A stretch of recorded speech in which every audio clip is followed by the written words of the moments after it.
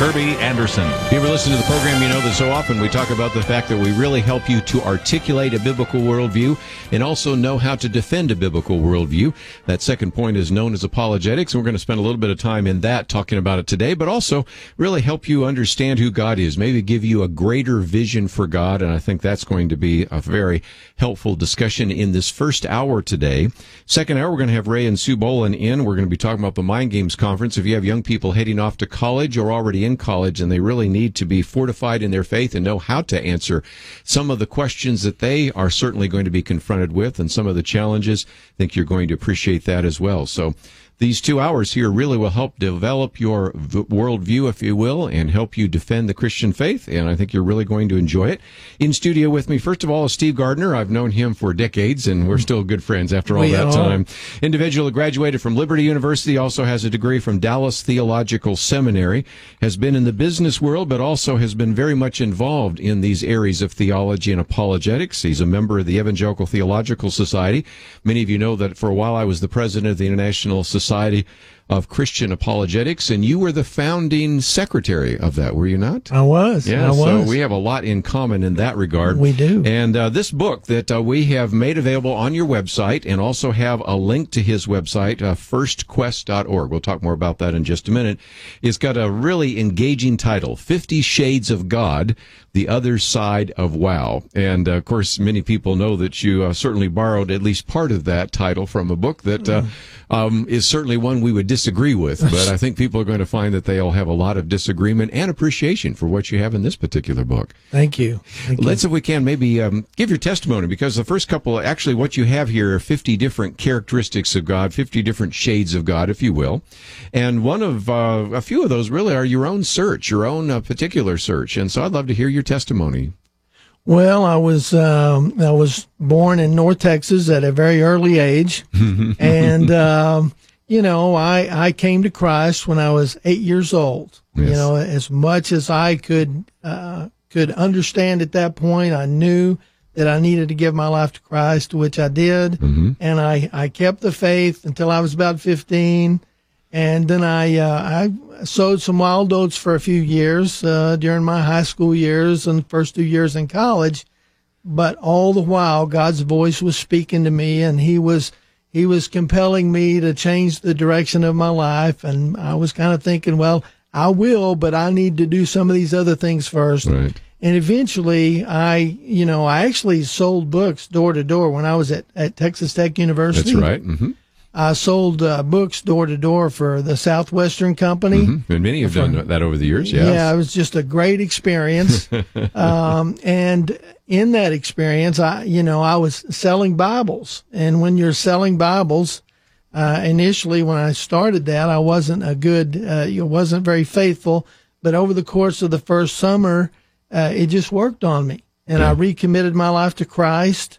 The summer of my freshman year at Texas Tech University, I came back to Texas Tech University after that summer and was majoring in business, but seemed like the Spirit was really working on me to do something different. And to make a long story short, I transferred from Texas Tech University, went to Liberty University, and eventually decided to go into the ministry. So that's kind of my quick story. Well, and again, a story that I might connect up to my own ministry is you were an intern with Probe Ministries. We're going to be talking with Ray and Sue Boland with Probe Ministries in the second hour, an organization we're part of, and so we had a chance to get to know you back then. Yes, sir. And again, those are some very interesting ideas. Talk about this book for just a minute. I know you, in the book, talk about how Josh McDowell wrote in, I think, 3 days, more than a carpenter. You said, well, I'll see if I can write one in 3 days. It took you like 10 days. But again, I don't know how you do this. This is a force of nature that whether it's Josh McDowell or Steve Gardner, you can write a book. I mean, lots of times people say, how long did it take you to write a book? Sometimes I say, well, 30 years because, it's the culmination of 30 years of ministry. Right. But again, you've pulled this together relatively quickly, haven't you? Yeah, Kirby, I thought of the idea in 2012. I heard of the book 50 Shades of Grey. Yeah. I think everybody's heard about it. And so during that time, 2012, I thought, I don't necessarily like the subject matter in that book, and I wonder if there's a way that I can counter that. Thought about it, put together a table of contents, And then I thought, no, people may think it's a little weird, a little cheesy that I'm sort of piggybacking on that book. And so I just tabled the idea. And yet I continued to collect resources. And so in one sense, I wrote it in 9 days, but I had really been collecting information for really 35 years. That's right. I love the subject of God, and I've read extensively on the subject of God. So it wasn't like I did all my research and then just put it together in 9 days. I've been thinking about this and loving this topic for 35 years. And, Josh, I don't know how he did that in 3 days, more than a carpenter. Yeah. That was one of the books that changed my life. I was at Texas Tech University. I read that book for the first time, and his argument kind of is Jesus is either Lord, liar, or lunatic. He's either God, ghost, or guru. Mm-hmm. And, it made so much sense. And so I never would have imagined that he wrote that book in 3 days. And so that's kind of where I got the idea. Maybe I can write this in 3 days, and it just wasn't possible. Well, it's still just pretty impressive that you were able to do that. And you have certainly studied some of these great books, some of the old classic books. You've talked about in this book 2 books that were very instrumental in your life. And since we have a younger audience, they may not have heard of some of these books. When you talk about A.W. Tozer, they're going, I'll have to Google that. I've never heard of that. Talk about those 2 books that you thought were so influential in your life in terms of understanding who God is. Okay. I went to Liberty University, and really I changed the entire direction of my life. I switched from business to ministry, and one of the first courses that I took was on God, theology. I hardly knew what the word theology meant back then. And in that course on God, I read 2 books that really exposed me to information I'd never thought about before. And one of them was The Knowledge of the Holy by A.W. Tozer. Mm-hmm. That is a short book, but I read that book for the first time, and I had to reread it to get the gist of it. But the writing was so beautiful, and I was just compelled. I thought, this is a subject I can really get into. And then another book, Knowing God by J.I. Packer. Yeah. It's a more academic book, if you will, but both of those books just sort of turned me on to the subject of God, and now I've studied God for 35 years, and I can't get enough of it. Yeah. And I hate to admit this, but I've got 700 notebooks of information, not just on God, but spirituality and a lot of different things. So again, for those of you that maybe are new to the Christian life, or maybe you've been Christians for a long time, but you said, well, I've never read those books, let me commend to you A.W. Tozer and, of course, J.I. Packer. People might be a little more familiar with J.I. Packer because it's an InterVarsity book, and you can find it in a lot of bookstores. Got to maybe look a little harder for A.W. Tozer, but you don't have to look very hard. And these are just 2 books that really need to be part of your reading if you really want to understand who God is and have a greater knowledge of God. And that's really what we're talking about today in this new book, 50 Shades of God, The Other Side of Wow. Steve Gardner with us. We'll continue our conversation with him right after this.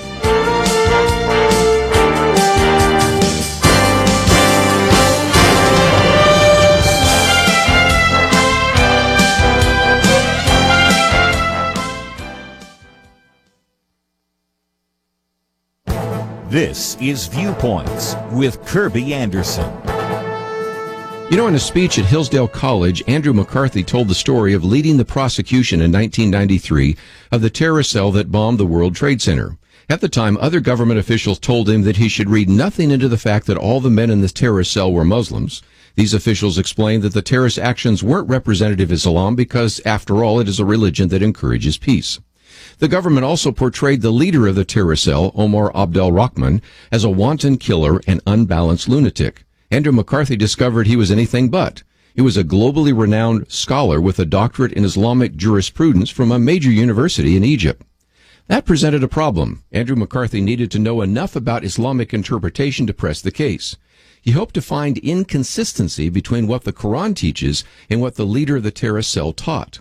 What he found was alarming. Every time Omar Abdel-Rahman quoted the Quran or other Islamic sources, he quoted them accurately. When he said that scriptures command Muslims to strike terror into the hearts of Islam's enemies, the scriptures backed him up. When he said Allah enjoined all Muslims to wage war until Islamic law was established throughout the world, the scriptures backed him up. Andrew McCarthy discovered the flaw in the oft-repeated argument that Muslim terrorists are perverting the religion of Islam. They are accurately quoting verses from the Quran. That doesn't mean that all Muslims will be terrorists. Many do not even know of these passages or have been able to contextualize them. But it does illustrate why we cannot continually argue that radical Muslims who are calling for jihad are teaching something that is contrary to Islam. I'm Kirby Anderson, and that's my point of view.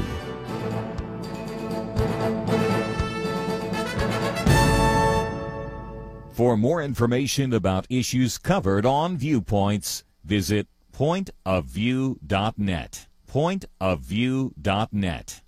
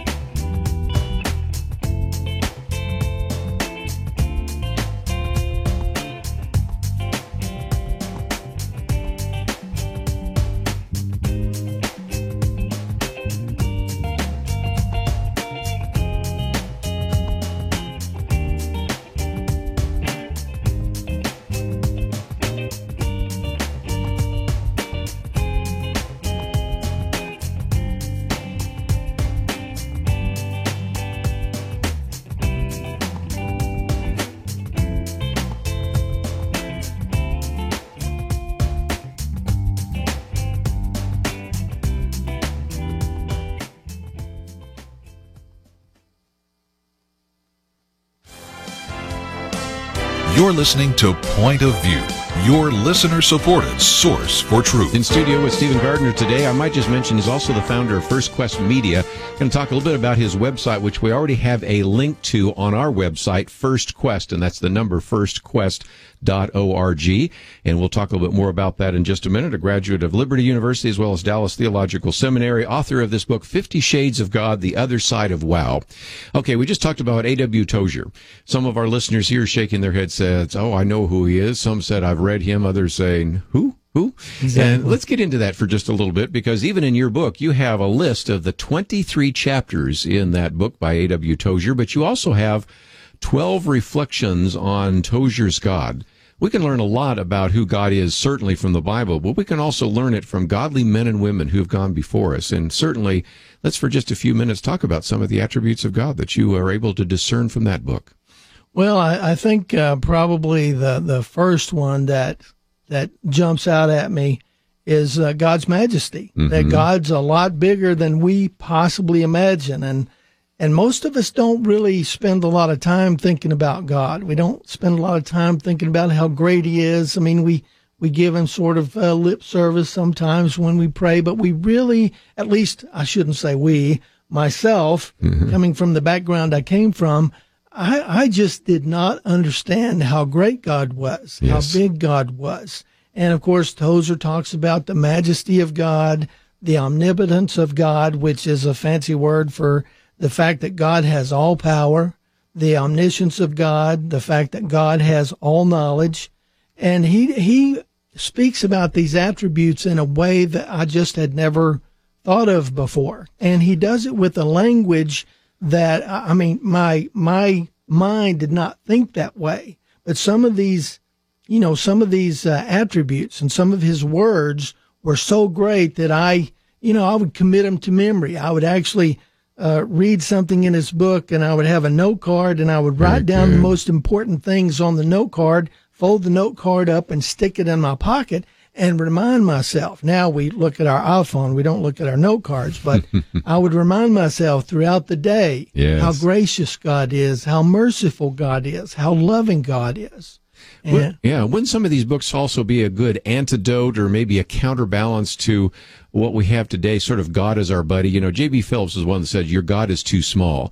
And I sense that even here in this 21st century world, even in the evangelical world, sometimes we don't understand God's majesty, God's omnipotence, God's omniscience, and the greatness of God. We seem to have lost some of that, don't you think? Oh, yeah. I really think we have. In fact, we're supposed to be made in God's image, right? We're made in God's image. Well, kind of what we've done is we've made God in our image. Yes. We've sort of downsized God. We don't really appreciate who he is. And as you know, there's a thing that happens when we die. The philosophers call it the beatific vision. And when we die, we're restored to full knowledge, and we see God for who he really is. And I really think God is the most beautiful thing in all of existence. And I think it's going to, when we do see him, we're going to understand how much we may have missed of God when we were walking through this life. But I really think we sort of downsize God. And so therefore, he can't be everything in our lives that we want him to be. Steve Gardner with us as we're talking about at the moment some of the attributes of God. What about the justice of God? Because again, we have this word called pluralism, which is a really big, long word to basically say that, well, God's kind of our buddy. God is good. God is all loving. God is kind of like that kindly professor that grades on the curve. And I'm not as bad as the people down the street, and I'm certainly not as bad as the people in prison. But if you understand God's justice, that helps you understand mercy and grace, doesn't it? Oh, that's right. Well, I mean, God is love. The Bible says that, but God is also holy, and he's just, and he has standards. He spelled them out in his word. And he listed out 10 of them in the 10 Commandments, and we can't even keep those. And then there are a lot of other things we might do that are not necessarily what God wants us to do. We cannot possibly meet his standard. We cannot be good enough. So that's why we need his grace.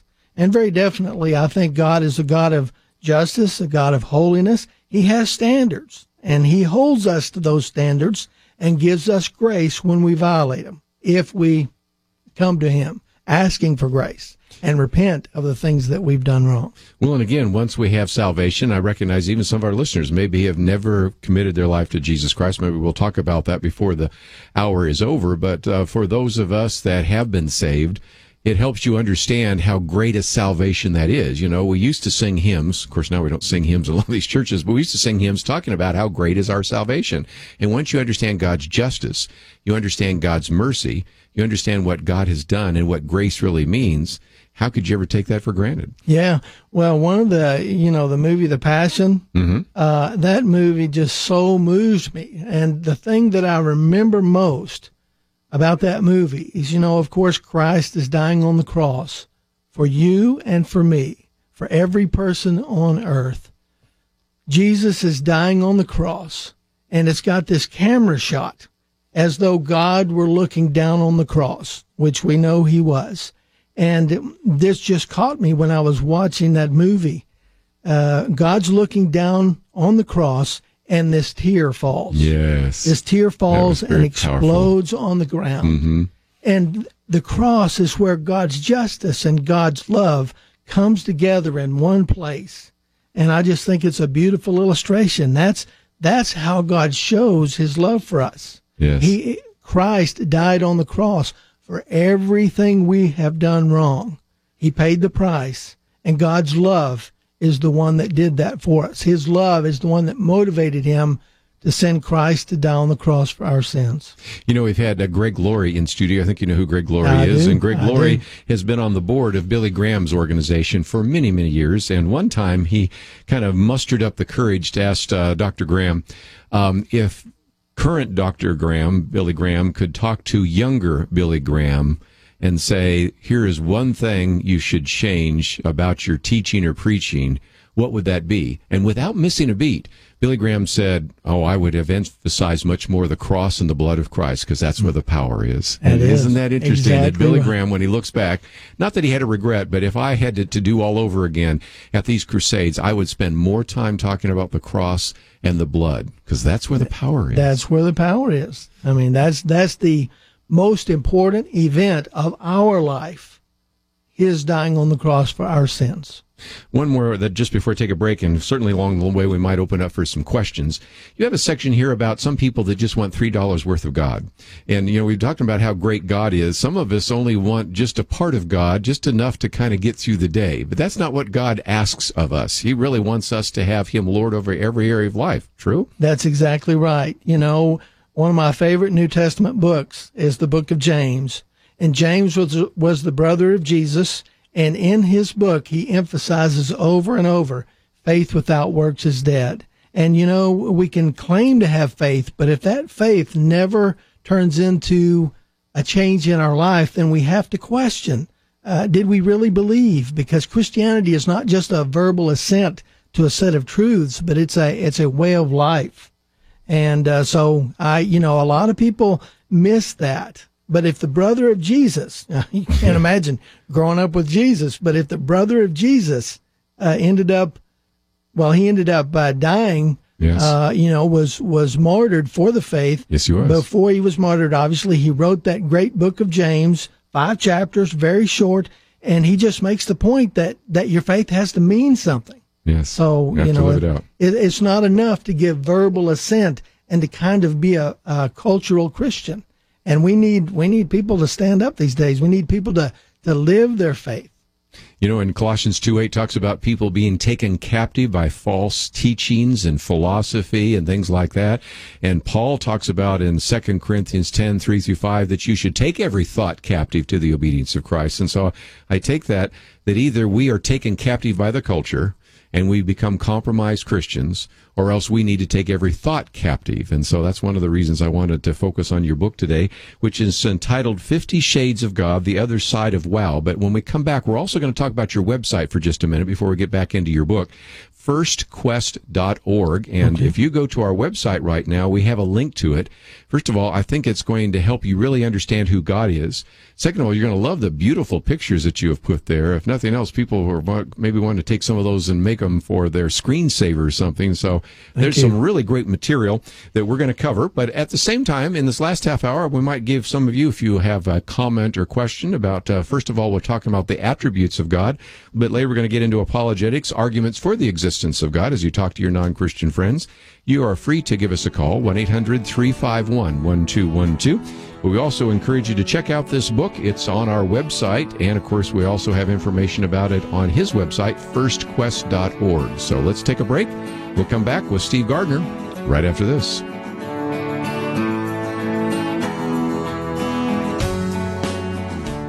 Is it just me, or does this year's election seem more contentious than ever? Even Christians are divided between which candidate to support, but one thing we must agree upon is the need to pray together. Each and every one of us must be on our knees asking God's mercy. Who is the right one to name the next Supreme Court justice, or 2 or 3? Honestly, I don't know, but God does.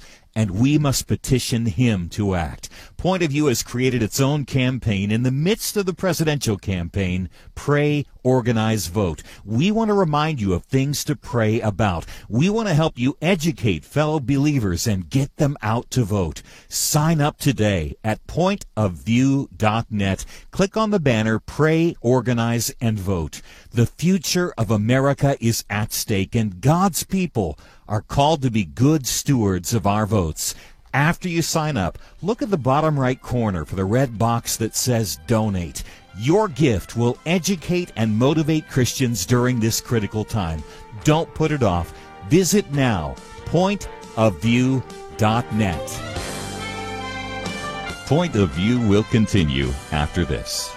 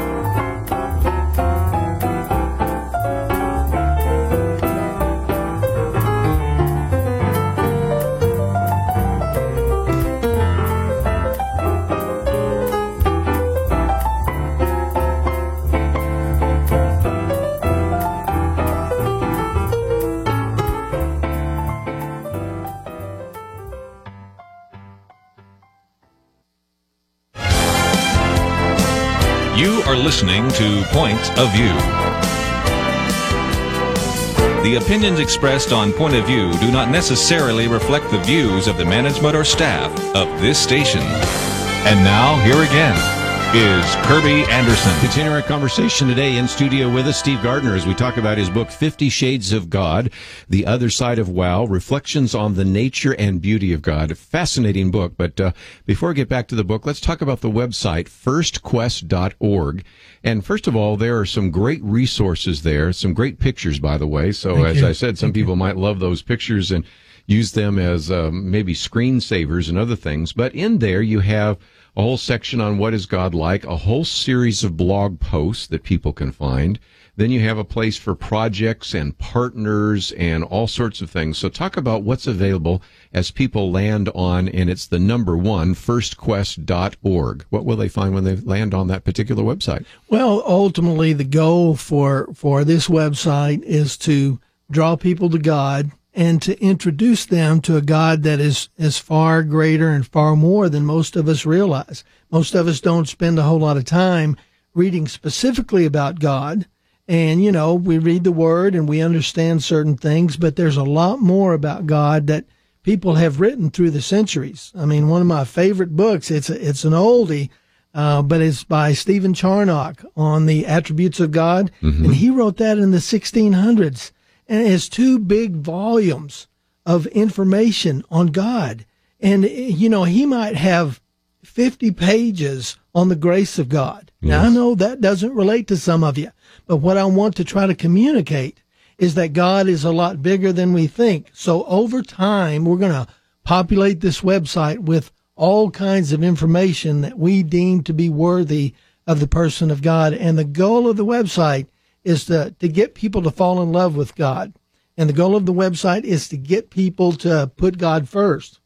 In fact, if I've got a second, I'd like to tell you where First Quest came from. Sure. You know, one of my grandfathers was near death, and we decided to do an interview. My brother and I decided to do an interview, and we set up our camera, and he actually had oxygen running through, you know, he had the oxygen running through his nose and all, and and he was just months from death, and we loved him. I mean, he was a tremendous guy in every way. And so he's doing the interview and talking a lot about history and talking about the family and talking about us when we were growing up. And then he gets to this kind of fun yet serious point. And he looks, my brother's name is Sammy, and he looks at the camera and he says, Steve, Sammy, now just remember Matthew 6:33, seek ye first the kingdom of God and his righteousness, and all these other things will be added to you.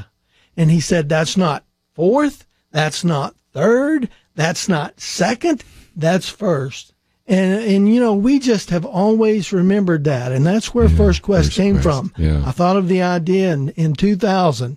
And so we want people to put God first. We want people to know how great God is. So the purpose of the site is to introduce people to a greater God than they imagined and to encourage them in their faith. And they can call me or they can email me, and I'll be glad to answer any question that they have. And if I don't know the answer, I'll just ask you, Kirby. I figured I was going to get some of those. And people can partner with you as well and follow you and maybe join you in this quest to know more about God. That'd be awesome. Okay, you talked about the number First Quest. People, if they go to order the book, and we have links to Amazon and places like that, are going to notice something pretty odd. And that is the paperback version is $9.23. And it turns out $9.23 is significant. Why? That is my life verse. When I was reading J.I. Packer, Knowing God, back, I think in 1981, so I'm dating myself, but I was reading that book, and there's a verse in Jeremiah 9:23 and 24. And that verse talks about the importance of putting God first. And it basically says, if you're going to master anything, if you're going to be great at anything, you know, be great at mastering God, be great at knowing God. And so I've just never forgotten that verse. And so when I wrote the book, I thought, okay, this is goofy, I know, but I am going to make the paperback $9.23 in honor of Jeremiah 9:23, and then the digital version, John 3:16, is $3.16. I know it's goofy. I know. It's wonderful. I'm to willing remember. to accept that, but that's where it comes from. That's for sure. As the price of paper goes up, that 923 is going to make it more and more of a bargain all the time. Yeah. That's for sure. Well, again, it is entitled 50 Shades of God, The Other Side of Wow. If you'd like to join us, 1-800-351-1212. If you'd like to just sit back and listen, we certainly welcome that opportunity as well. But we've talked a lot about the attributes of God. And before we're done, though, certainly since you have done so much in apologetics, and you were one of the founding individuals, the secretary and treasurer of the International Society of Christian Apologetics, you and Norm Geisler and some others really made it happen. I thought for just a few minutes we would talk about how we defend the Christian faith. And one of the chapters you have in there is what's called Pascal's wager. Now, some people may be familiar with that, but others are not. And I find that sometimes that's just a good way to maybe challenge a non-Christian to consider for himself or herself the consequences if they might be wrong. So talk about that if you might. Yeah, Pascal was a philosopher, I think in you could probably remember better than I do, in the 1600s. And he had this thought. I mean, none of us know for absolute certain. I mean, there may be some people out there that know for certain, but most of us don't know. And yet, God may not exist. That's a possibility. He may not exist, but that is a strong improbability once you look at the evidence. I looked at the evidence for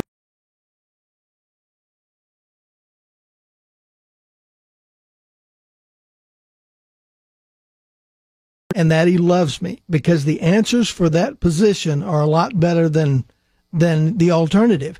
If God does exist, and if I give my life to him, then there's an eternal reward waiting for me. I didn't do it for reward, but I'm thinking, okay, the consequences of believing in God are tremendous. What's worse, though, is the consequences of not believing in God, if God does exist, are eternal. Yes. And so I just made that gamble. I looked at the evidence. I spent a lot of time looking at the evidence, and I just decided to place my bet with God rather than against God. So, and again, I tend to use Scripture to witness to people, but also sometimes it's just good to just use common sense logic for a moment when you're dealing with somebody else and say, look, okay, let's just play this game. I'll even concede your argument.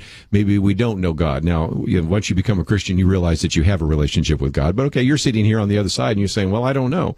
Well, let's think about this. If I'm wrong, what have I really lost? I've lived a good life. I've followed Jesus Christ. I have committed my life to Jesus Christ. I've followed the principles. I've learned a great deal about a God. And turns out it's not true. Well, there are not a whole lot of bad consequences to that, because it's really very positive consequences of being a Christian. But what are the consequences if you are wrong? In that particular case, there means there is a God, there is judgment, and you're on the wrong side of God's judgment. So it's sometimes just a quick way to help them understand that this is not an intellectual exercise. I remember the last time I did a Christian atheist debate, and I've done some with Norm Geisler. This one I did by myself. And at the very end of the debate, after we'd had these arguments about the arguments for or against the existence of God and all that, I said, what we've talked about here tonight is not an intellectual exercise. There are consequences to these ideas that we are talking about. And I really want to bring some seriousness into that discussion, because we run into people all the time that'll say, well, if there's a hell, that's fine. I'll be down there with all my buddies and we'll be drinking beer. No, not really. Or, how do we really know? And I'm just going to live my life and hope that God grades on the curve. All those kinds of things that you hear. And I think as you talk about in the book here, Pascal's wager kind of separates that pretty quickly. It does. And while we're talking about some of the arguments for the existence of God, there is a really good book that you mentioned, and it's a book that I just have talked about before, both with Norm Geisler and Frank Turek, and it has the engaging title, I Don't Have Enough Faith to Be an Atheist. And when you go through the 15 chapters of their book, you realize that we have a lot of evidence for our faith, don't we? We do. It's overwhelming and compelling. And if you're kind of thinking about this, then you need to go to Amazon and order Norm Geisler's book. The title again is I Don't Have Enough Faith to Be an Atheist. Because if you think that all of this just happened by chance, willy-nilly, that life happened by chance, that we happened by chance, that is very, very difficult to believe. But when you look at the evidence for the faith, as I mentioned, I spent 2 years before I committed to it. If you look at the evidence for the evidence for the faith is absolutely overwhelming. And, you consider the alternatives, and you just need to commit. Get that book, and Norm will explain it to you. Great job on Pascal's Wager. Well, again, 50 Shades of God, the other side of wow. We need to take a break, and when we come back, if you'd like to join the conversation, feel free to do so. Otherwise, sit back as we have talked about the attributes of God, the existence of God, and so what? We'll talk about that right after this.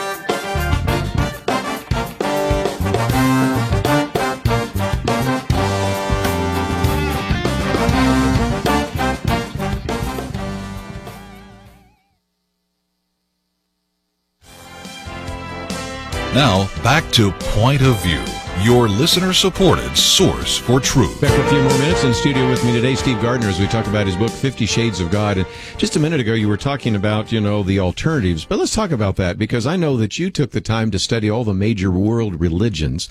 And some people might think, well, there are probably many ways to God. You can come up the north face and go up to a hill or a mountain. You can come up the south face. But Jesus sort of eliminates all that when he says, I'm the way of the Father, I'm the way, the truth, and life. No one comes to the Father but through me. That's right. But you've studied some of the religions of the world. What are some of the alternatives? They didn't turn out so good, did they? They didn't. I mean, I was all of 20 or 21, and I was thinking, okay, if I'm going to commit my life to something, I need to make sure that it's right and that there's enough evidence for it. So I spent 2 years studying all of the major world religions, Islam obviously being one of them. And I'm not going to speak too ill of that, but I do not believe that it is the truth. And I believed it then, and of course, with things that have transpired over the since 9/11. Yeah, I believe it less now, and that's just not a viable alternative. I read almost the entire Quran. This just shows you how much I was searching. Yes, and to me, it appeared to be a plagiarism of the Old and New Testaments to a large degree. And I looked at the evidence for the other world religions, and I just could not. It was not intellectually compelling to me. Whereas Christianity has more evidence and more scholarly backup than any other world religion. For example, one that comes to mind is what was his name? Craig Keener. Craig Keener used to be an atheist. He grew up an atheist, then went to college and became a Christian after going to college, which, doesn't always happen. Right. He has written a 4,000-page commentary on the book of Acts. Wow. 4,000 pages on one book of the Bible. The Bible has more attestation, more manuscripts, more evidence than all of the other scriptures combined. And so I looked at all of those. I still have the information from those days of searching, and I made my choice, Yeah. When you look at the history, I mean, whether it's Frank Morrison or Josh McDowell or Lee Strobel, you can go down just a long, long list of people in the past or people in the present that have all, in some cases, set out to disprove the Bible and ended up becoming Christians. Well, in the time remaining, I thought, Steve, we might talk about the so what question, because certainly it is important to know who God is. But what's the difference? I mean, you have been studying the nature and character of God. You've written an entire book on that. You have a website about it.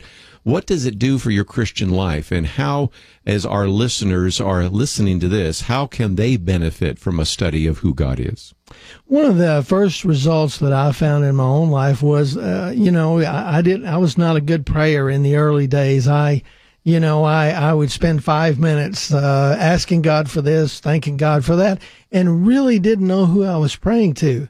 Well, when I read some of those books that we mentioned earlier about God, I began to realize who it was I was talking to. And I initially I would just talk to God on the edge of my bed and, good buddies and all.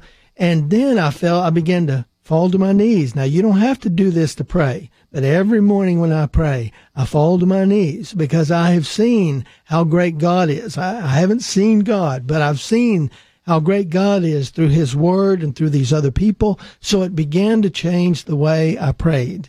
It began to change the way I lived. My own mom is a tremendous example of how getting a glimpse of God, an understanding of who God is, totally changed her life. I mean, she actually was she was an alcoholic. She was committed to a psychiatric institution. She was in depression. And she read Tim LaHaye's book, How to Win Over Depression. And in that book, it talks about the gospel and it talks about the greatness of God. Well, she read that book. 4 days later, she was out of the mental institution and she has never been the same. Wow. And my mom makes my faith look like it's on training wheels. She is just such a phenomenal woman. And it changes your hope. It changes your character. To say nothing of the fact that it changes your eternity. Mm-hmm. And when you really try to be who God wants you to be, you're going to love people. You're going to serve people. You're going to reach out to people. Your prayers are going to become real and genuine. Your life is going to change. I mean, everything about, well, not everything. I still have a few issues that come up every now and then, where I might get a little angry at someone or whatever, but it changes so much of who you are and all the things you might think you give up because you committed your life to God are nothing compared to what you get. And in addition, I mean, in one sense, Kirby, it sort of gives you the best of both worlds. It gives you the best life in this life and it gives you eternity as the grand payoff. Well, let's just, before we run out of time, talk about your website again, firstquest.org. We have a link to it. And there's a place where people can enter their email, and that's a way in which if they would like to maybe receive your blog post and maybe even travel on the same journey with you, they can do that, can't they? I would love that. I would love that. So just fill out the form on the website, send me an email or whatever, and I will get back with you. You know, I love God, and I want you to love him too. So I'll do everything I can to help you along that journey. And again, the book is 50 Shades of God, $9.23. Now we've explained why that is. On Amazon. On Amazon or any other place where you might be able to find that. And again, I would certainly encourage people to think about reading some of those books, whether it's A.W. Tozer or J.I. Packer, but most importantly, read their Bible. And maybe over this next year, as individuals are reading through the Bible, as they come across an attribute of God, maybe they could put that in the margin of their Bible, you know, justice or mercy or omnipotence or majesty or whatever it might be, because in some respects, that's how you really develop this understanding of who God is, right? That's exactly right. Great idea. How can people use this? So obviously, this would be a great devotional book for people to read through, but I'm wondering if this couldn't be a Bible study or something that couples could do. So talk about, for just a minute, we've got just a little bit of time left, about how people could use 50 Shades of God. Well, I think, the first thing that it will do for you, if you take the time to read it, it's going to introduce you to a God that maybe you never knew before. I mean, that's what it did for me. It opened my world up into information that I had never thought of or heard of before. I think, you could use it for a daily devotional because, it's 50 Shades of God. It's 50 little vignettes. The chapters are 2 or 3 or 4 pages. Be a great devotional for every morning. Yeah, quiet time, those kinds of things. Yeah, just a quick hit in the morning, just to reacquaint yourself with God. Yeah. And you could also use it to teach through in your Sunday school. Now ultimately my goal is to write a book about God every year for the next 10 years. So there's more stuff coming. That was just my quick effort. Well, again, if you wanted to know a little bit more about, for example, the attributes of God, which we talked about in the first half hour, or arguments for the existence of God, which we talked about a little bit in the second hour, it's all found in this book, 50 Shades of God, The Other Side of Wow, Reflections on the Nature and Beauty of God. And Steve Gardner, thank you for being in the studio with us today. Thank you, Kirby. I appreciate your life so much. You will find out more about Steve as well as his website, First Quest, and that is all available at our website, pointofview.net. And so I encourage you either to go to firstquest.org or else find the link and find it. Also, you might want to order the book, and we've already explained why it is that particular price, and it's a great resource for you as well. When we come back, we're going to spend some time talking with Dr. Ray Bolin and Sue Bolin about the Mind Games Conference. That's something we do every year. You used to be an intern at Probes. You know all about that, right? Thank you for that. Thank you for that, Kirby. We will take a break, and when we come back, we'll talk about how to prepare young people for the challenges they're going to face as they leave your home and go out into the world. So we'll talk about that right after these important messages.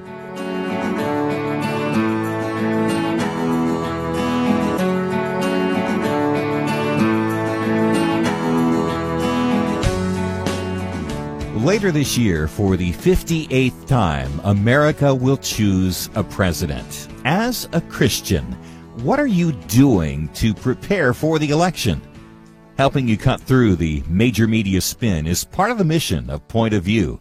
We want to provide the best election resources, including a new website, Pray, Organize, Vote, encouraging people to intercede for the upcoming election, to help you get registered so you can exercise the stewardship of voting, to share things to help you get people involved and out to the polls. But to do all of that, we need you to vote right now with your support for Point of View. Show us that you're in this for the long haul as a citizen of heaven as well as the United States. Click Donate Now at the top of the page and give the most generous one-time gift you can at pointofview.net or call 1-800-347-5151. There is a lot of work to be done. Let's get to it together. Pointofview.net and 800-347-5151. Point of View will continue after this.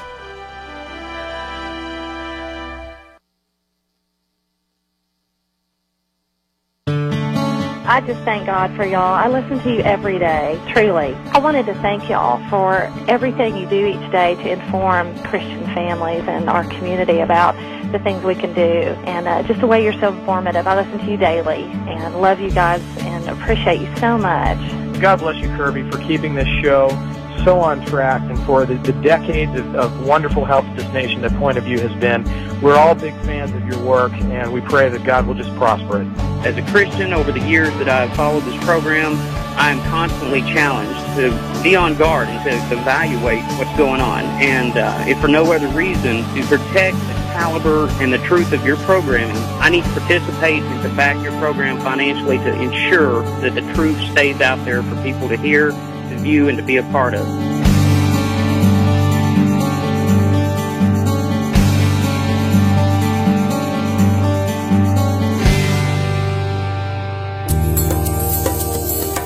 This is Point of View Radio.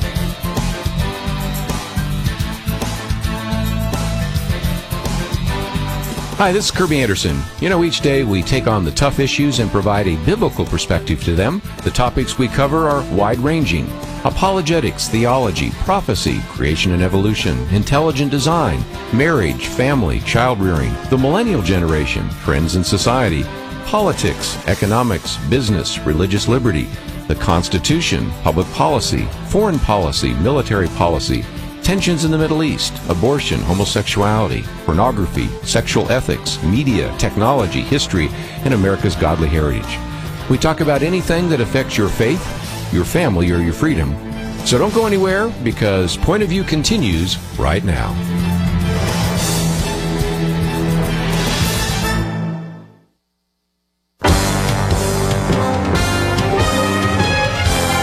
Across America, live. This is Point of View.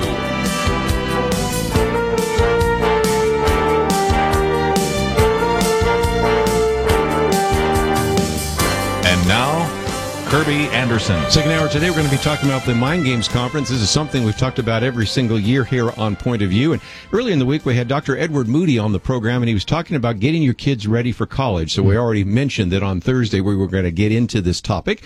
And sometimes we've had John Stonestreet in there. We've talked about this, so it's not unfamiliar territory. But for some of you that are in those news stations we announced last week, let's educate you a little bit more. First of all, we have in studio with us Sue Boland with Probe Ministries, associate speaker and website administrator. And Sue, it's always great to have you in studio with us. Thanks. Great to be back. And Dr. Ray Boland is the vice president of Vision Outreach at Probe Ministries, and going to be helping us a little bit with some of the science. So, Ray, great to have you here as well. Always glad to be here, Kirby.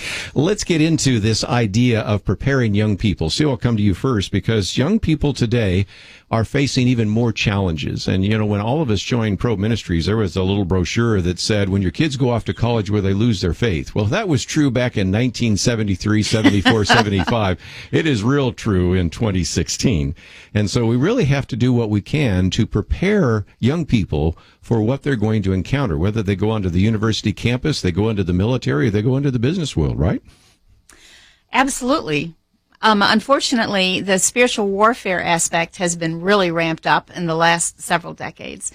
But you've also got so many changes in the culture in terms of students not believing in absolute truth, wanting way too much freedom to define things however they want, and everybody gets an equal voice at the table, except those of us holding to Orthodox Christianity, and they're swimming in that slime of the culture. And so we are delighted to give an opportunity for students to be grounded in their faith and give them opportunities to see why Christianity is true, why it's worth basing their entire lives on, and how to integrate it into their thinking as they go off to college. Ray Boland, let me come to you for just a few minutes. You've got multiple degrees, including a doctorate, and you've certainly been speaking on college campuses. Just came back from doing a debate, which we'll talk about in just a few minutes.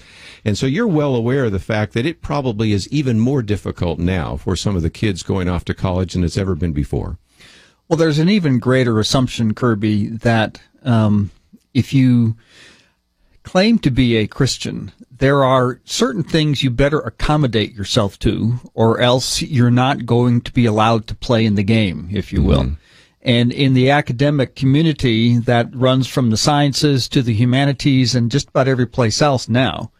And it can become a really dangerous minefield, even for some who are attending what they understand to be a Christian college. Because you can't afford to let your guard down, because even then it's in a situation where in order to staff many of the science departments in our Christian colleges, well, they've had to be a little bit flexible in what kinds of people they bring in. So it's so much more important today for a student to have a good sense of confidence in what they believe. And that's really a lot of what we are aiming for, is not to build up students who have lots of answers, but they're not themselves necessarily going to be answering a lot of questions, but they better be able to understand and hear what they're being told and to be able to interpret that in light of a Christian worldview. You know, you said that we had yesterday Dr. Ken Gentry on, and we were just talking about interpretation of Genesis, and that came up as well, that it doesn't matter whether you go to a secular university, a land-grant school, or you go to a Christian university, with only a few exceptions. Most all of them are going to be teaching basically theistic evolution, or, of course, in the secular university, just atheistic evolution, right? Well, exactly, and I can't begin to count how many parents I've mentioned that very idea to, that very statistic, and they just kind of, their eyes widen and say, most Christian colleges have theistic evolutionists in their science department? Oh, yeah. Yeah. The vast majority do. And they just don't understand that. And so that clearly tells me that even most parents haven't done their research on where it is their children are going. Yeah. So I think you really need to pay attention to where your kids are going, but whether they are going out into the world or going to university, I think they're just... And the reason we like to emphasize this is because we have individuals from all over the country that are saying, well, it might be worthwhile for my child or my grandchild, because I've seen some of the grandparents are the ones saying, I'll pay for them to go and spend a week. So talk about this. Is it just going to be a real heady kind of intellectual thing, or are there going to be opportunities for them to interact and learn?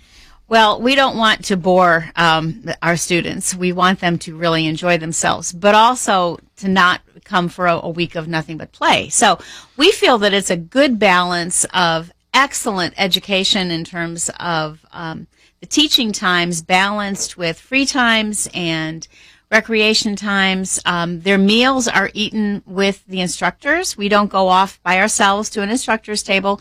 There's lots and lots of opportunity to connect with other people, both their peers and the instructors.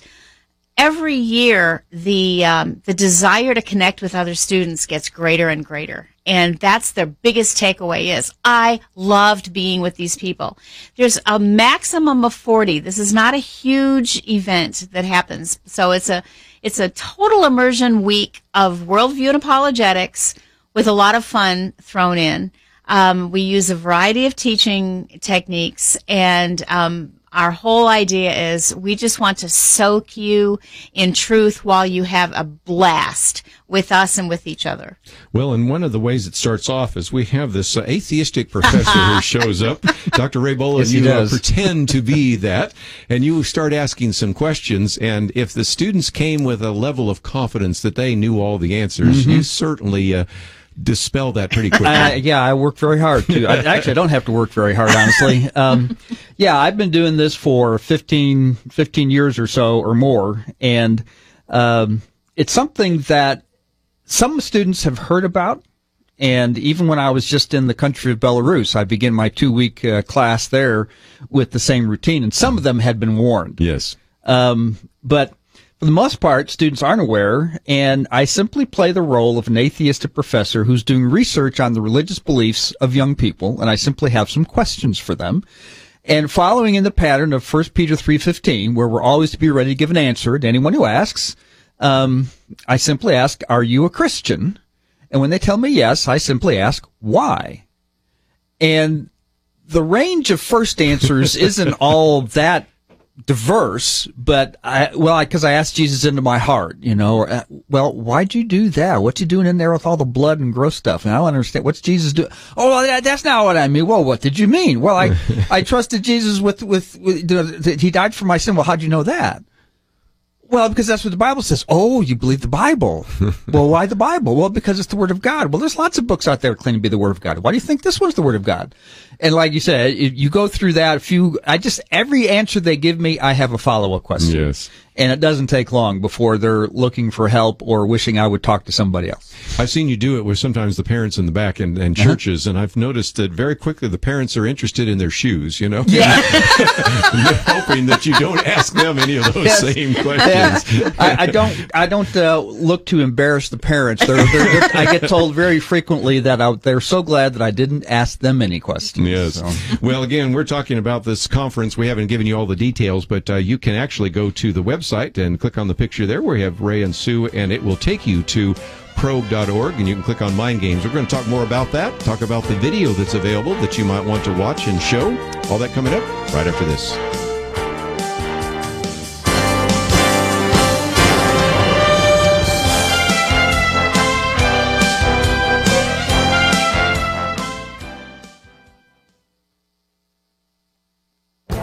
This is Viewpoints with Kirby Anderson. You know, in a speech at Hillsdale College, Andrew McCarthy told the story of leading the prosecution in 1993 of the terrorist cell that bombed the World Trade Center. At the time, other government officials told him that he should read nothing into the fact that all the men in the terrorist cell were Muslims. These officials explained that the terrorist actions weren't representative of Islam because, after all, it is a religion that encourages peace.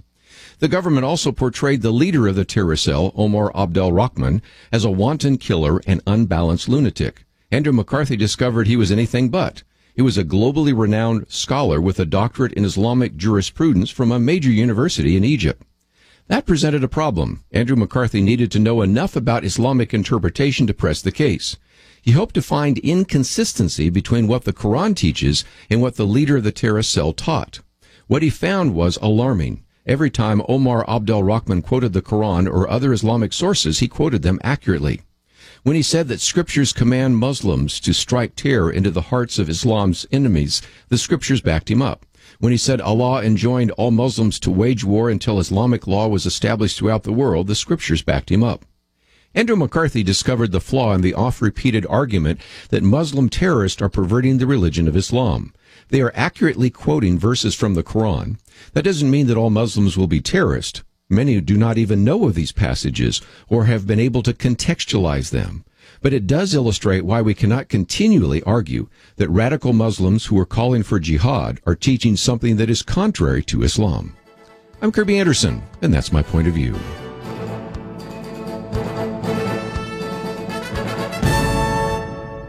For more information about issues covered on Viewpoints, visit pointofview.net. Pointofview.net.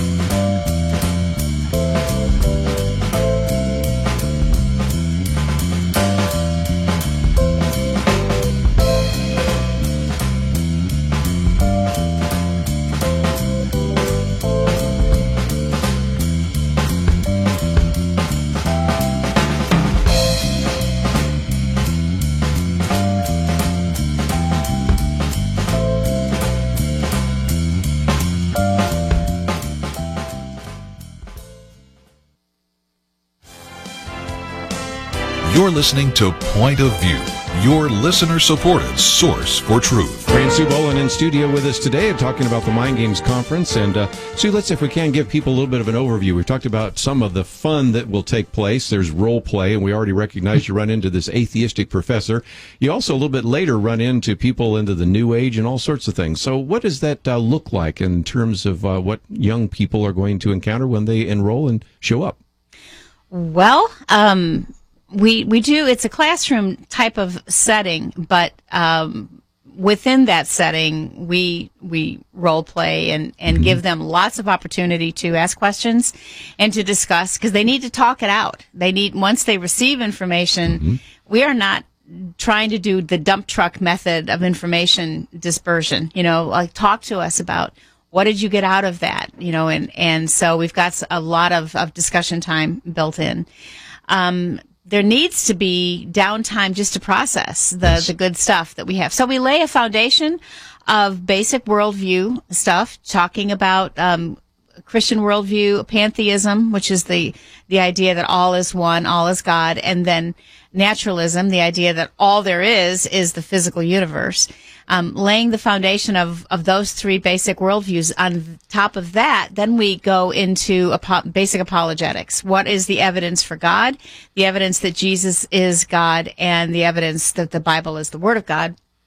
From there, then we start relating the worldview and apologetic stuff to current issues and things that they need to be thinking about. So, for example, genetic engineering, homosexuality, how to watch a movie, and even the difference between guys and girls, gender differences, which is highly entertaining. Ray and I team teach that. There's lots of science in there, some basic creation evolution type things, so we want them to think biblically while they're also having fun getting to know each other.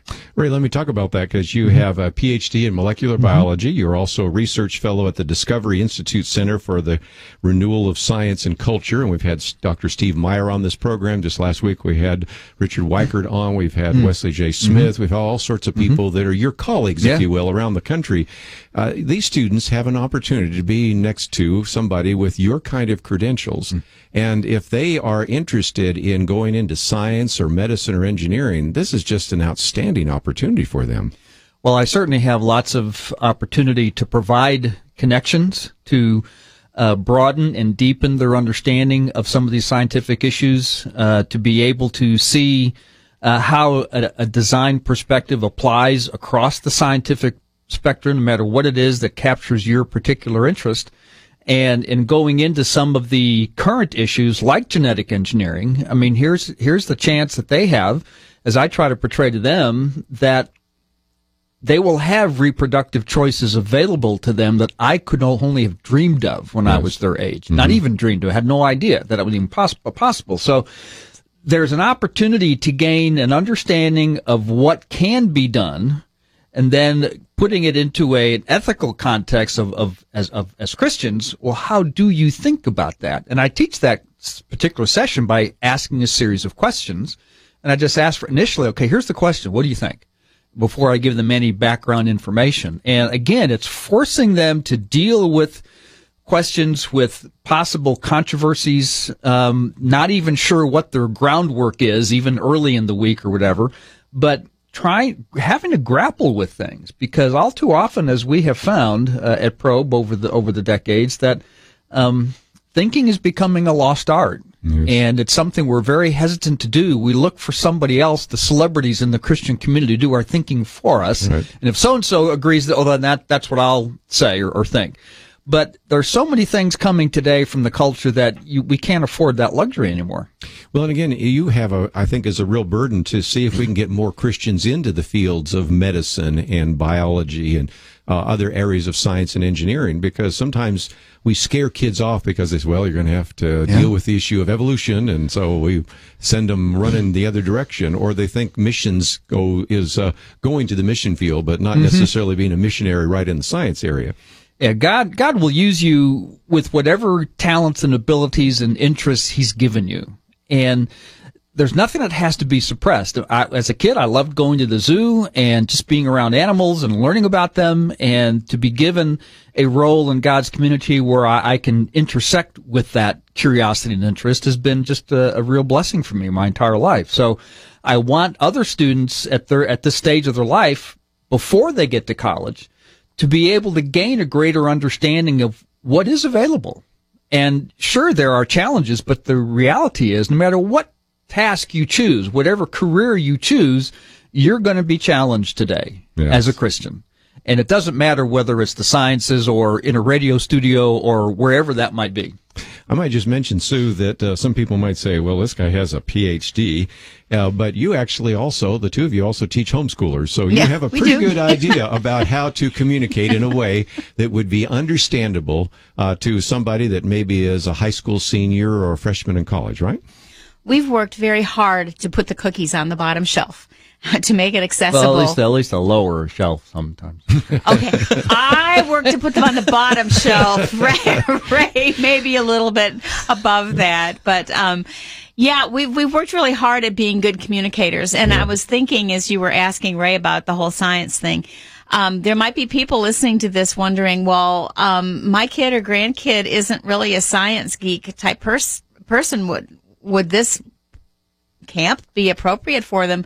Absolutely. I mean, I'm very quick to say, look, if you don't love the science, just be enthralled by how smart our God is. Yeah. If all this does is make you sit back and go, whoa, God is so much smarter than I thought He was, wonderful. We have contributed to your worshiping experience. And you also have things on the arts, which, again, a lot of Christians sometimes say, I'd like to know more about science, or I'd like to know more about how Christians can relate to the arts, or how I can evaluate movies and things of that nature. So some of the other speakers, we only, of course, picked two of you today to illustrate a little bit of the breadth of what you have there, but doesn't mean that you have to be a science student. But if you're a science student, you would really love this, because what a great opportunity, or to be with some of the other teachers to learn about some of these other topics.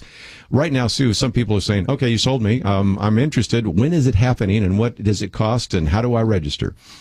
It is June 12th through 18th, which is a Sunday afternoon through first thing Saturday morning. So it's an entire week in Denton, Texas, which is north of Dallas and Fort Worth. We've got people who fly in from all around the country for this, and we've got 2 airports in Dallas that we will go pick up students from.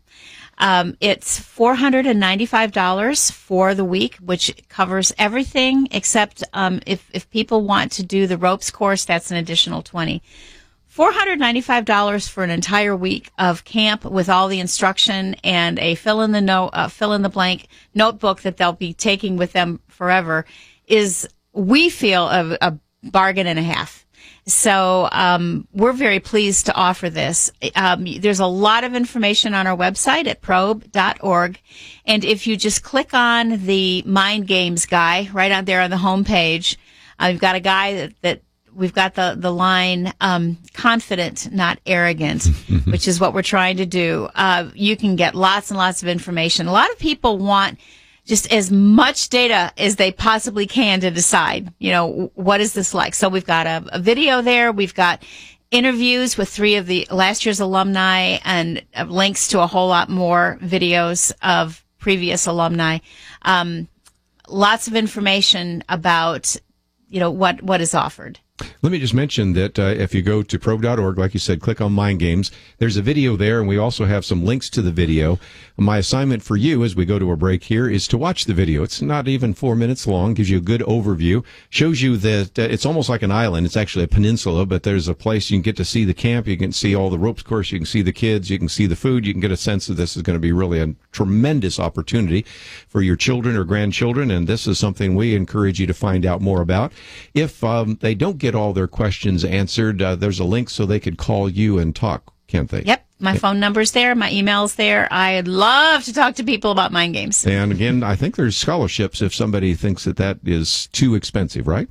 We do have scholarships available. There's a scholarship application form to download and print off and fill in.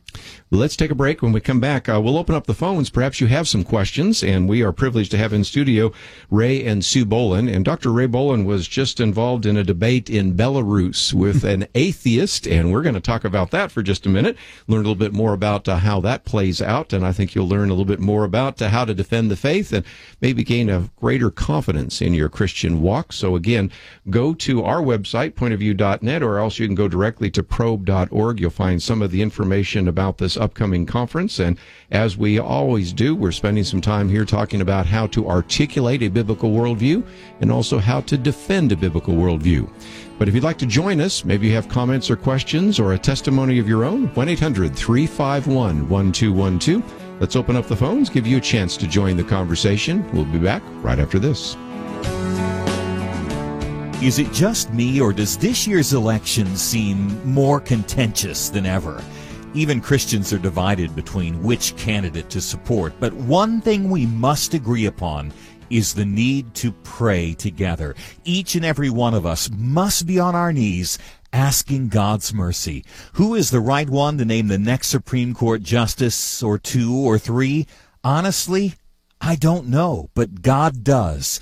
And we must petition Him to act. Point of View has created its own campaign in the midst of the presidential campaign, Pray, Organize, Vote. We want to remind you of things to pray about. We want to help you educate fellow believers and get them out to vote. Sign up today at pointofview.net. Click on the banner, Pray, Organize, and Vote.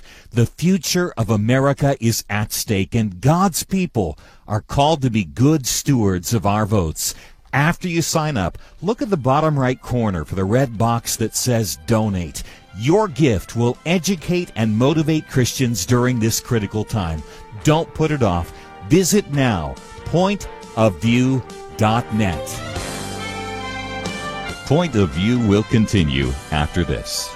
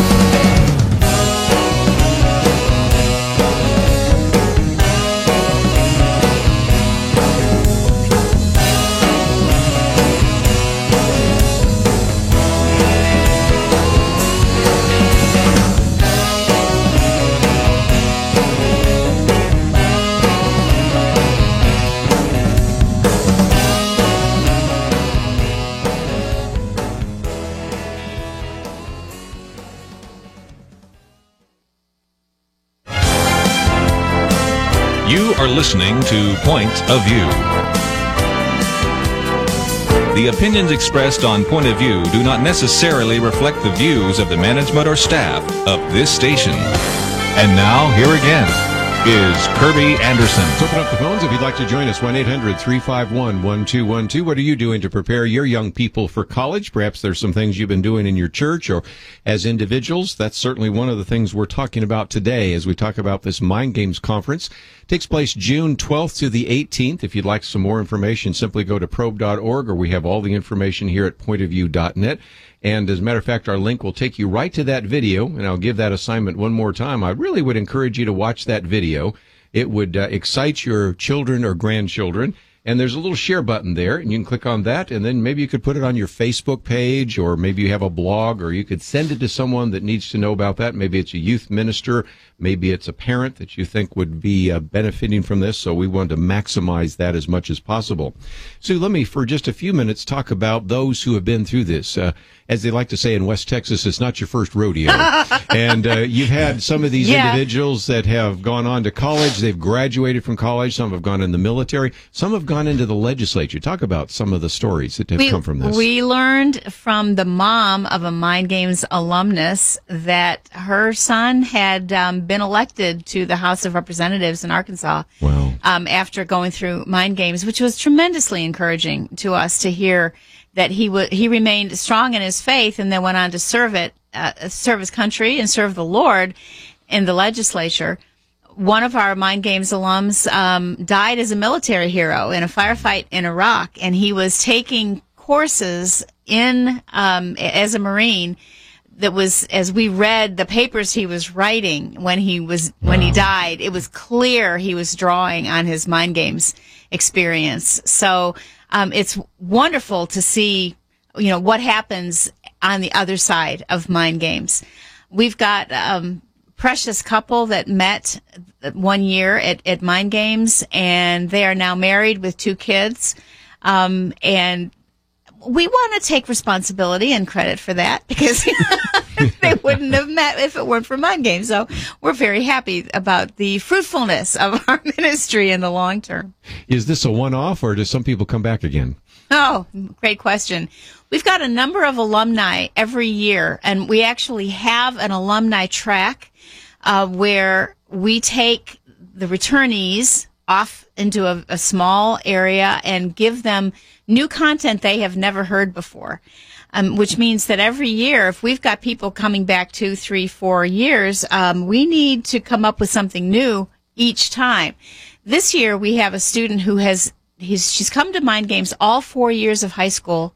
She graduated last year and then asked this year, can I bring 2 of my friends? She's driving. It's a road trip from Orlando, Florida to Dallas-Fort Worth to bring 2 of her friends she wanted to introduce. This will be her 5th time. Wow. So, can I come and help? And I want my friends to experience this. I loved it so much. I was just thinking, you're going to be talking about homosexuality, and I guess we do have this bias here because the boys will be in the boys' dorm and the girls will be in the girls' dorm, and we're not going to switch those out like everything else happened in all the big discussions we've been having lately. Or what happened in North Carolina and Mississippi, where they're just implementing common sense kinds of issues, and you've had to address these issues of the transgender revolution that's taking place right now, haven't you? This is an issue that's very dear to my heart because of the privilege that I've had of walking with people out of homosexuality for about 16 years. Some of them, there's some transgender issues going on, and I have seen for myself when people walk closely with Jesus Christ and He changes their lives, He restores the things that were broken and out of whack before they encountered the Lord Jesus. And so I have seen things be put right. So regardless of gender identity, it's so good to see people grow in their faith and regain their confidence with the gender that God chose for them. Kids going off to college, in fact, when we went to college, didn't have to address those issues. So aren't you now preparing them to deal with this issue of gender identity and sexual orientation and even political correctness and some of those issues that have really loomed large on the college campuses today? It is a joy to be able to talk to them about, like you said, common sense, but we have to start with what did God say, because that's the foundation for everything. And let's just be realistic rather than buying into the pretend job. I mean, it's just this massive illusion and fantasy that we can define things any way we want and people can be whatever they want to be. Reality is we can only be what God made us to be. Otherwise, you're just playing a game. And so I'm going to call it what it is and say, we serve a God of truth. We need to walk in truth with the Lord and not buy into illusions. Again, Mind Games Conference, and it's June 12th through the 18th. And again, if you'd like to join us, 1-800-351-1212. Dr. Ray Boland, I'd like to spend just a little bit of time, though, since you came back from Belarus, and I know you've gone there many years, and what an opportunity in a country that still reminds you of what it was like to have countries behind the Iron Curtain. They speak Russian there. First of all, talk about why you've been there so many years, and then we'll talk about this debate that you just did. Well, Belarus is a country that's between Russia and Poland, and it has no access to the sea, so it's landlocked. And being a part of the former Soviet Union, the first time I traveled there, there was a spirit of oppression from the moment the plane landed. And as I began mixing with the people on the streets and walking and riding the metro and so forth, there's just this overarching sense of doom, if I can say that. That you don't see smiles. You don't see people just having casual conversations very much. And it's a country that will claim about 6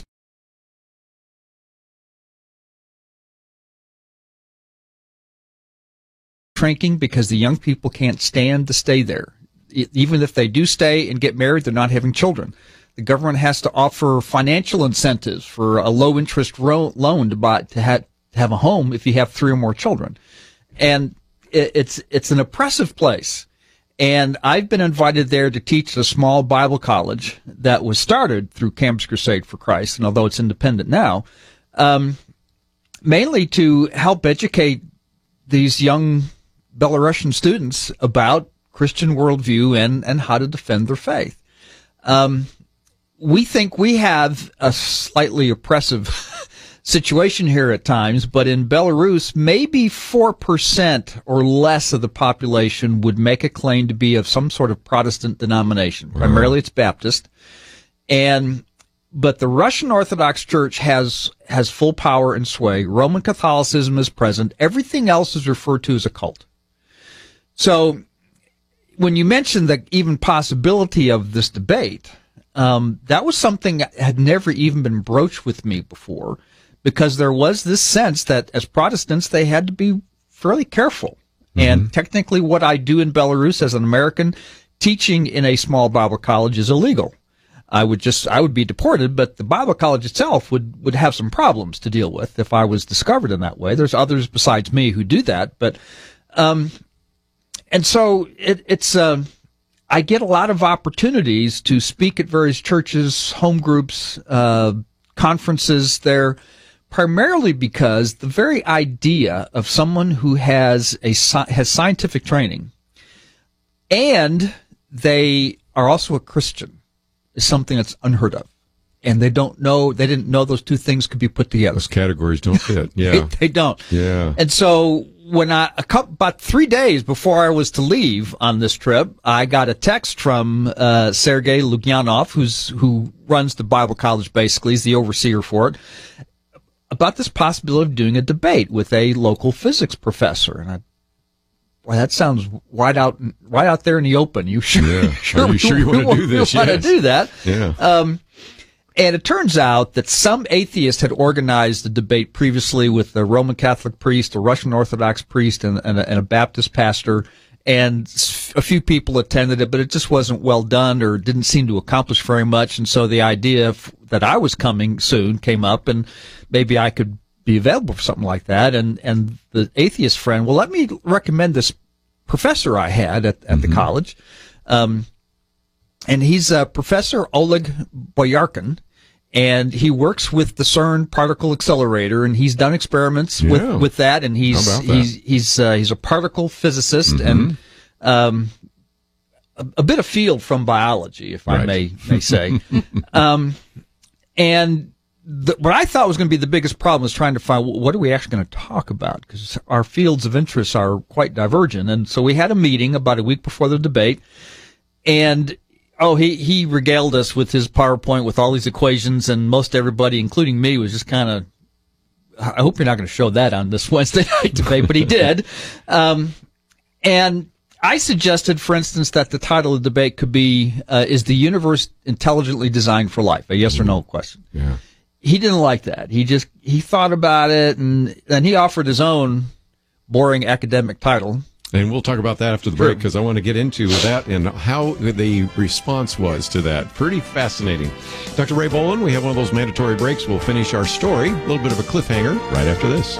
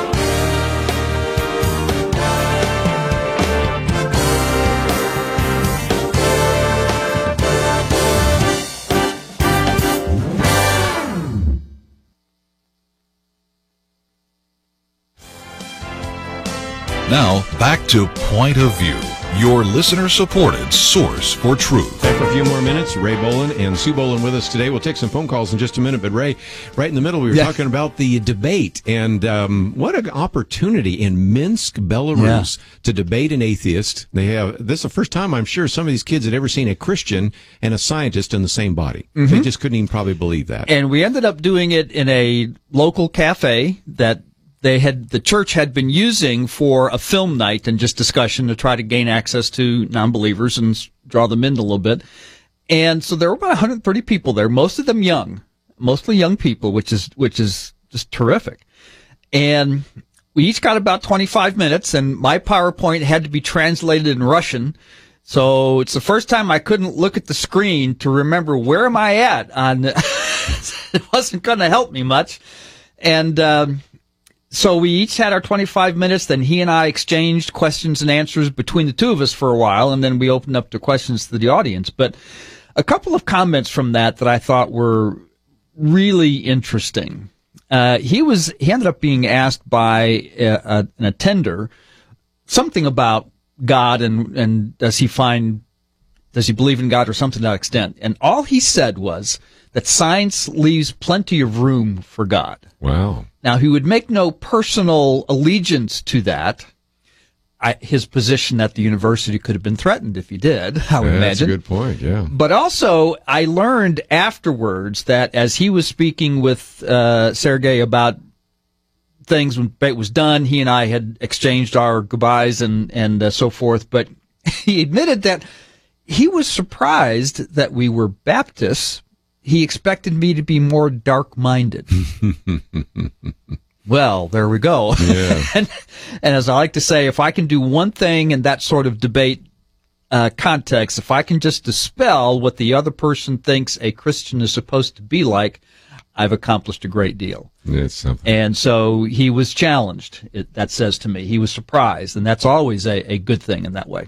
Let me just mention again, you can find some of those articles as well on the Probe website. Many of your articles on science, and of course Sue's articles on homosexuality and so many others. But let me, if I can, just take a phone call or two. Let's head out to California first. KYCC. Rachel, thank you for calling today. Thank you so much. I just had a comment/question. My experience, I have a sister that is 11 years younger than me, and she went away to a private university. And I noticed that growing up in a Christian home, when she came back from college, her morals and her values and her ethics had sort of kind of skewed a little bit. And I feel like a private education, post-secondary education that, the family is paying for, it sort of kind of leads to more brainwashing because if it's a government run, up through high school, they're government run public schools, which of course they're going to be in alignment with government philosophies and theologies and everything. And so now you go into the private sector and you're paying for college, but all it's doing is sort of kind of building on that foundation. And so she came back and I sat her down and said, I'm concerned because, now your faith, I feel like you're sort of kind of allowing a much broader spectrum of tolerance. The colleges are teaching tolerance. And I just wanted to say that I'm in love with science, with medicine, medical field, A&P. And now my daughter is sort of kind of following the same footsteps. She's a junior in high school, and she's going to be going into college. And so I'm a little bit jaded about, what do we do with that? Because I'm a little fearful about, her, where I have stood in teaching her these things, biblical standards, and what it's going to be for her going to a college now. Learning in science and in that major, she wants to go into forensics. But it's just sort of kind of, God is such an awesome God, and He's such a perfectionist that, we hear time and time and time again that science is behind biblical science. Let me give Ray Boland, we're almost out of time. I want to give Ray Boland a chance just to react to that because I really want to encourage more Christian kids to go into the science field. Absolutely. But the biggest barrier they sometimes say is, well, what do I say when we have evolution topics? And that's one of the things you address in the Mind Games Conference, right? Yes, we do. It's not just a wealth of information, but it's also a bit of a how-to manual and how to approach this. And a good summary is to be wise as serpents, yet innocent as doves. And that takes some practice. And I directly tell students, don't challenge a professor. Don't directly do that, but rather learn how to ask questions that help clarify what they actually did say as opposed to what they kind of hid from the rest of the students. And you can, if you're approaching it with the reality that what I'm going to hear is going to be, some of what I'm going to hear might be contrary to what I believe to be true. And then you're at least prepared going in there. Your defenses are up a little bit, but unfortunately for some of those who do, she said private. I don't know if that meant private religious institution or what, but the private religious institutions, you let your guard down. Yes. You think everything's going to be safe. Well, it oftentimes is not. So, Nancy Pearcey in her book Total Truth said we need to give our young people a thorough education in worldview and apologetics so they can handle the slew of things that will come their way that unless they have, as she called it, a brain religion along with a heart religion, they will not have any defenses against it. So, and again, if she's going into forensics, she would love some of the material that you've written on genetics and on evolution and creation and all those things, intelligent design.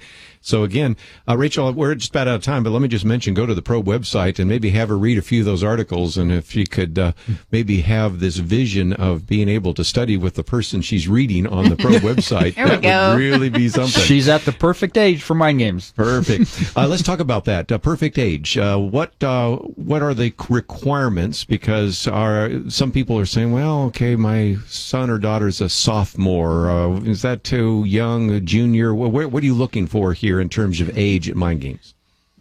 We have the best results with people who have finished their junior year or senior year of high school, But when you've got kids who are just really sharp and voracious readers and just can't get enough of learning, they can come at the end of their freshman or sophomore years as well. But we've also had some amazing experiences with kids who are already in college, and they just take it all in and say, oh, I wish I had this before, but they appreciate it even so much more. So probably the sweet spot would be junior, senior in high school, freshman, sophomore in college. Those 4 years are probably the best, but we're also open to students on either end. And again, we have listeners in California and Georgia and Alaska and Maine and Rhode Island, all sorts of places, and they might say, well, I'm a little bit hesitant about sending my junior in high school on a plane, but you meet them at the other end, take them there. There's all sorts of chaperoning and, of course, just a great opportunity to have a life-changing experience. So, again, talk about that. Absolutely. Because we're parents. We understand what it would be like to put our kid on a plane and go, ah! So we're there at baggage claim. We pick up the kids. We need pictures of the kids, and we'll send pictures of who's picking them up. And there's total accountability. And so we take very seriously the precious stewardship of students that are sent to us. Well, again, one last time, the Mind Games Conference this year, June 12th to the 18th, $495 and scholarships available. You can go to probe.org, click on the Mind Games link. We also have the link that'll take you directly there so you can watch the video. And my assignment to you is to watch the video. It's only going to take you 4 minutes. And then click that share button, put it somewhere. Put it on your Facebook page or send it to somebody that needs to know more about it. Ray and Sue, thanks for being with us today. Thank you, Kirby. I want to thank Andrew and Catherine and Shamila for their help behind the scenes. We'll see you back here tomorrow.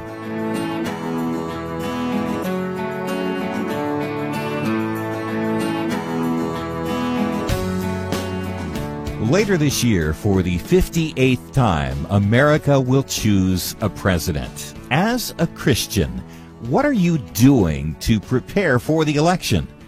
Helping you cut through the major media spin is part of the mission of Point of View. We want to provide the best election resources, including a new website, Pray, Organize, Vote, encouraging people to intercede for the upcoming election, to help you get registered so you can exercise the stewardship of voting, to share things to help you get people involved and out to the polls. But to do all of that, we need you to vote right now with your support for Point of View. Show us that you're in this for the long haul as a citizen of heaven as well as the United States. Click Donate Now at the top of the page and give the most generous one-time gift you can at pointofview.net or call 1-800-347-5151. There is a lot of work to be done. Let's get to it together. Pointofview.net and 800-347-5151. Point of View is produced by Point of View Ministries.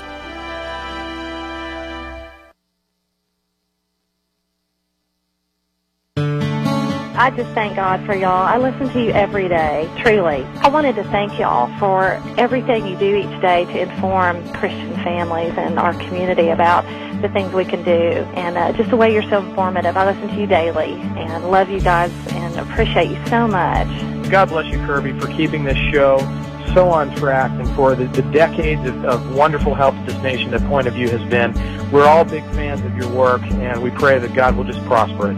As a Christian, over the years that I've followed this program, I am constantly challenged to be on guard and to evaluate what's going on. And if for no other reason, to protect the caliber and the truth of your programming, I need to participate and to back your program financially to ensure that the truth stays out there for people to hear, to view, and to be a part of.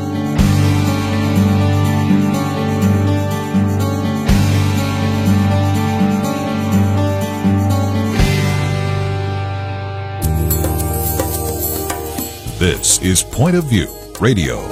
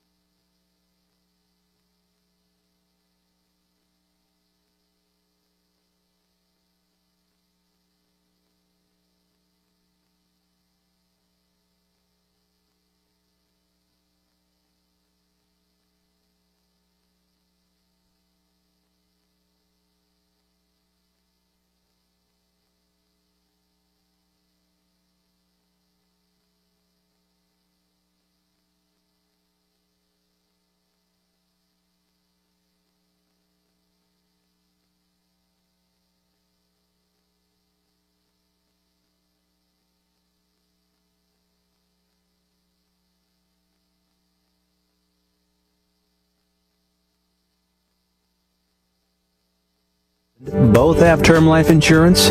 If you both don't, you should. You have a lot to protect. Call now, get a free quote for your husband, and while you're at it, get a quote for yourself too. Because you both need term life insurance. Call now. 800-915-9164. 800-915-9164. When we got new genes, because free.com or .net domain name for your insurance. Call now. ilook.com and check it out for yourself. That's ilikethewayIlook.com. Are you married? 800-915-9164. 800-915-9164.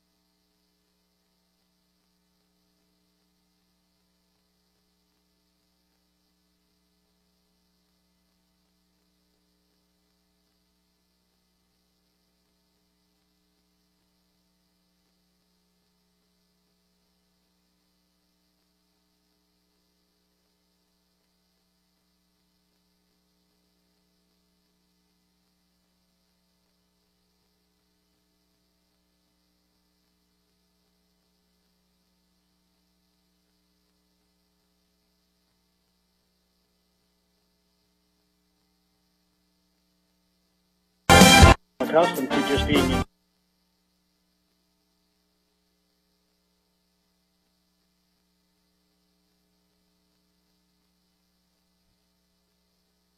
pain is one of those. Investing in bonds to invest. And I was thinking, I'm wondering if this couldn't be.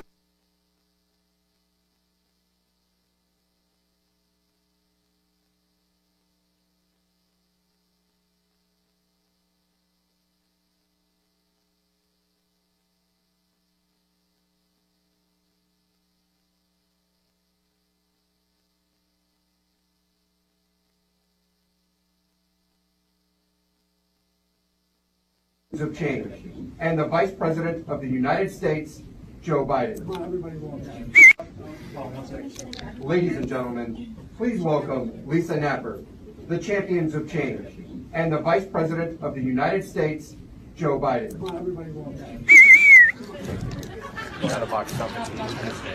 Here we go. Here we go. Here we go. Here we go.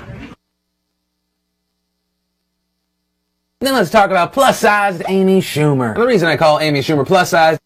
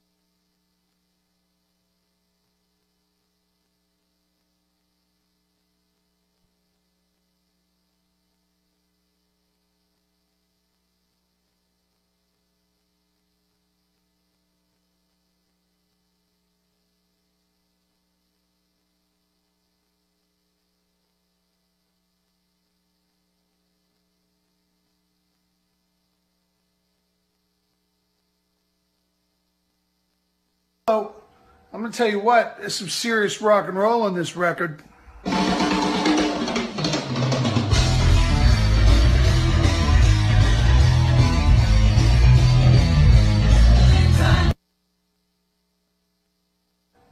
Hello.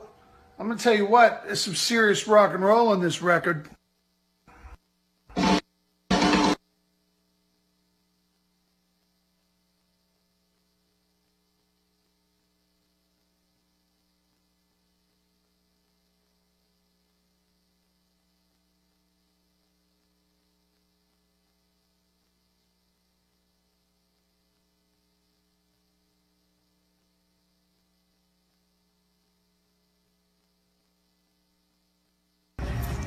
Today we're at Wendy's and I'm showing you this bridge part like a Titanic. Sinking, crack, double keyhole, goes down, separate, they go back up, and then they die. Then they die. Today we're at Wendy's and I'm showing